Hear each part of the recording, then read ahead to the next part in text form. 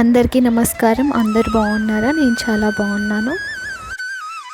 ఈరోజు మీ అందరి ముందుకు ఒక కొత్త వీడియోనైతే తీసుకొచ్చాను. వీడియోనైతే లాస్ట్ వరకు చూడండి, అస్సలు మిస్ చేయొద్దు. అలాగే వీడియో నచ్చితే లైక్ చేయండి, నా ఛానల్ని సబ్స్క్రైబ్ చేసుకోండి. ఈరోజు వీడియోలో నేను చేయబోయే పూజ ఎటువంటి వాళ్ళ కోసం అంటే, ఇంట్లో నెగిటివ్ ఎనర్జీ బాగా ఉన్నాయి, ఇంకా ఆర్థిక ఇబ్బందులు ఉన్నాయి, ఎంత ధనం వచ్చినా సరే వృధాగా ఖర్చు అయిపోతుంది, కానీ ధనం నిలవట్లేదు, ఇంకా మానసిక సమస్యలు ఉన్నాయి అని ఇలాంటి సమస్యలు ఉన్న వారి కోసం ఈ పూజ అన్నమాట. ఒక నెల రోజులుగా నేనైతే ఈ పూజ చేస్తున్నాను. అంటే రోజు చేయాల్సిన అవసరం లేదు, వారానికి 2 రోజులు కానీ ఒక రోజైనా పర్లేదు. అది కూడా శుక్రవారం శనివారం అలా చేస్తే చాలా మంచిది, చాలా మంచి రిజల్ట్ వస్తుంది. నేనైతే ప్రతి శనివారం అయితే ఈ పూజ చేస్తున్నాను. నాకు మంచి ఫలితం ఇచ్చింది కాబట్టి ఈరోజు మీ అందరి ముందుకైతే వీడియో తీసుకొచ్చాను. ముందుగా ఈ పూజ కోసం అయితే మన ఇంట్లో ఏదైనా క్రిస్టల్ టార్టాయిస్ కానీ లేదా రాగితో చేసిన ఉంటుంది కదా, ఆ టార్టాయిస్ కానీ ఉండాలన్నమాట. మెయిన్ మనం చేయబోయే పూజకైతే ఇది ఇంపార్టెంట్. టార్టాయిస్ అనే ప్రతిమ అయితే చాలా ఇంపార్టెంట్ అన్నమాట. ఈ మధ్య అయితే ప్రతి ఒక్కరి ఇంట్లో అయితే ఈ టార్టాయిస్ అయితే ఉంటుంది. మనకు ఏ పూజ స్టోర్లోనైనా సరే ఇదైతే ఈజీగా దొరుకుతుంది, లేదా గిఫ్ట్ షాప్స్ ఉంటాయి కదా, అక్కడ కూడా దొరుకుతున్నాయి. మనము ఈ పూజ చేసుకోవాలంటే మనకి కావాల్సింది మాత్రము టార్టాయిస్ అన్నమాట. ఎక్కువ అయితే క్రిస్టల్ అయితే యూజ్ చేయడం మంచిది, ఎందుకంటే మనం వాటర్తో పూజ చేస్తున్నాం కాబట్టి, అంటే తొందరగా ప్రతిమ అనేది ఖరాబ్ అవ్వకుండా ఉండడానికైతే బాగుంటుంది. పూజకు కావాల్సిన సామాన్లు కూడా మన ఇంట్లో ఉంటూనే ఉంటాయి. రెగ్యులర్గా పూజ చేసే వాళ్ళ ఇంట్లో కంపల్సరీగా ఉంటాయి అన్నమాట. పసుపు, కుంకుమ, గంధము, ఇంకా జవాదు పౌడర్, ఇంకా అక్షింతలు, ఫ్లవర్స్, ఏదైనా నైవేద్యం పెట్టుకోవడానికి పువ్వులు కానీ పాలు కానీ పెట్టుకోవాలి. ఇంకా స్వచ్ఛమైన వాటర్, అంటే మనము యూస్ చేసిన వాటర్ కాకుండా డైరెక్ట్గా ట్యాప్ నుంచి, లేకపోతే ఇంట్లో గంగాజలం అలాగా పెట్టుకుంటారు కదా, అలాంటి వాటర్ అయినా ఉండాలన్నమాట. మనం పూజ చేసుకునే ముందైతే ఈ టార్టాయిస్ని ఇంకా క్రిస్టల్ బౌలే పెట్టుకుంటే కొంచెము అంటే చూడడానికి కూడా బాగుంటుంది కదా, పూజ చేసుకోవడానికి కూడా కన్వీనియంట్ ఉంటుంది. కాబట్టి నేను 2 క్రిస్టల్ యూజ్ చేస్తున్నాను. అవి 2 అయితే నీట్గా వాష్ చేసుకున్న తర్వాత మనము పసుపు కుంకుమతో అయితే చుట్టూ ఆ బౌల్ని అయితే మనము పూజ చేసుకోవడానికి సిద్ధం చేసుకోవాలి.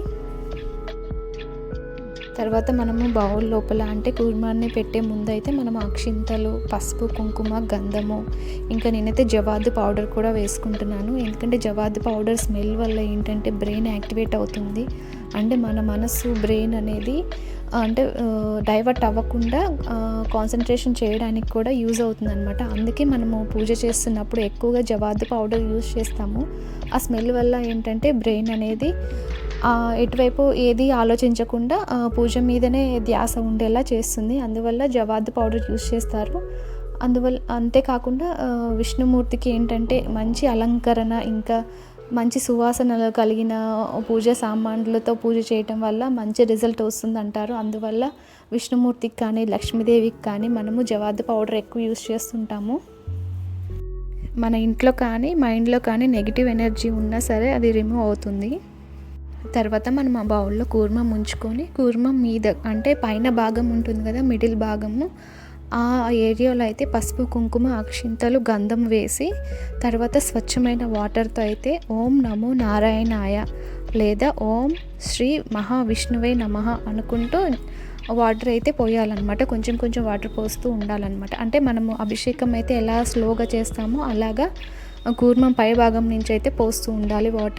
వాటర్ పోస్తున్నప్పుడు ఇలా అయితే జపిస్తూ పోస్తే మంచిది. ఇంకా మనము పూజ చేస్తున్నంతసేపు ఓం కూర్మాయ నమః, ఓం కూర్మాయ నమః అనుకుంటూ అక్షింతలు, పసుపు, కుంకుమ, గంధము చల్లుకుంటూ ఇంకా ఫ్లవర్స్తో అయితే పూజ చేయాలి. అంటే మన దగ్గర ఎన్ని ఫ్లవర్స్ ఉంటే అన్ని ఫ్లవర్స్, అంటే మెయిన్గా అయితే 11 టైమ్స్ అట్లాగా ఓం కూర్మాయ నమః అనుకుంటూ పువ్వులు సమర్పించుకుంటూ ఉంటే మంచిది. లేదు మన దగ్గర అన్ని ఫ్లవర్స్ అవైలబుల్లో లేవు అంటే అక్షింతలన్నా వేసుకుంటూ ఓం కూర్మాయ నమః అనుకుంటూ అక్షింతలు వేయాలి. అలాగే ఈ కూర్మానికి మనం పూజ చేసుకునేటప్పుడు ఏంటంటే కూర్మాని ఏ దిశలో పడితే ఆ దిశలో పెట్టకూడదన్నమాట. అంటే తూర్పు దిశలో కానీ ఇంకా ఉత్తరం దిశలో కానీ పెట్టి పూజ చేయాలి. అంతకంటే ఎక్కువ ఈశాన్య దిశలో పెట్టారనుకో ఇంకా చాలా మంచిదన్నమాట. అంటే నెగిటివ్ ఎనర్జీ ఉన్నా పోతుంది, ఇంకా ధనం కూడా పెరుగుతుంది అంటారు. ఈ కూర్మానికి పూజ చేస్తున్నప్పుడు మనమైతే నాన్ వెజ్ లాంటివి అయితే తినకూడదు. మార్నింగ్ టైంలోనే పూజ చేస్తే ఇంకా మంచిదన్నమాట. ఫ్రైడే రోజు అయితే ఈవినింగ్ టైంలో పూజ చేయాలన్నమాట. అంటే లక్ష్మీదేవి ఇంటికి వస్తున్న టైం కాబట్టి ఈవినింగ్ టైంలో పూజ చేస్తే మంచిది.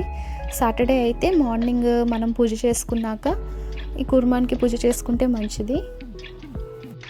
శుక్రవారం శనివారమే ఎందుకు పూజ చేసుకోవాలి, మిగతా టైంలో పూజ చేసుకోకూడదా అంటే పూజ చేసుకోవచ్చు.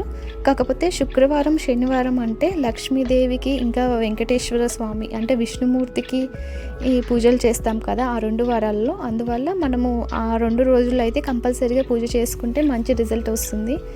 ఎందుకంటే మనకి ఆవిర్భవించింది శుక్రవారం రోజు కదా. అంటే కూర్మాన్ని బేస్ చేసుకొని పాల సంద్రాన్ని చిలికినప్పుడే కదా లక్ష్మీదేవి జన్మించింది. అలాగే శుక్రవారం ఈ కూర్మాన్ని పూజించడం వల్ల లక్ష్మీదేవి మన ఇంటికి వస్తుందని నమ్మకం అన్నమాట.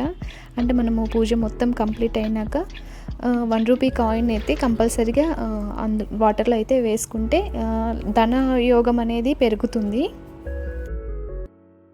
అంతేకాకుండా మన దగ్గర రాగి కాయిన్స్ కానీ ఇంకా కుబేర కాయిన్స్ కూడా దొరుకుతున్నాయి. వాటితో కూడా పూజ చేసుకోవచ్చు. పూజ అయితే చాలా సింపుల్గా చేసుకోవచ్చు. అంటే ఎలాగో పూజ మందిరంలోనే పూజ చేస్తాం కాబట్టి మనం సపరేట్గా దీపారాధన ఇంకా అగరబత్తులు హారతి ఇవన్నీ సపరేట్గా చేయాల్సిన అవసరం లేదు. ఒక 1 మినిట్ టైమే పడుతుందన్నమాట ఈ పూజ కంప్లీట్ చేసుకోవడానికి. అంటే పూజ అంతా అయిపోయాక మనం పూజ చేసుకొని మనము ఆల్రెడీ దీపారాధన ఇవంతా చేసుంటాం కదా, ఇవి స్వామివారికి చూపిస్తే సరిపోతుంది. పూజ చేస్తున్నంతసేపు మాత్రం మనము ఓం కూర్మాయ నమః అనుకుంటే చాలు. ఇంకా నైవేద్యం మన ఇంట్లో ఏ ఫ్రూట్ ఉన్నా పెట్టుకోవచ్చు. మీకు కుదిరితే ప్రతి శుక్రవారం సాయంత్రం అయితే పాలతో అయితే అభిషేకం చేసుకుంటే ఇంకా చాలా మంచిది. లక్ష్మీదేవి మన ఇంటికి వస్తుంది. ఇలాగ ప్రతి శుక్రవారం శనివారం పూజ చేసుకుంటే మీ కోరిక తొందరలోనే నెరవేరుతుంది. లాస్ట్ వరకు ఈ వీడియో చూసారంటే ఈ వీడియో మీకు నచ్చిందని అనుకుంటాను. ఈ వీడియోకి అయితే లైక్ చేయండి. Thanks for watching.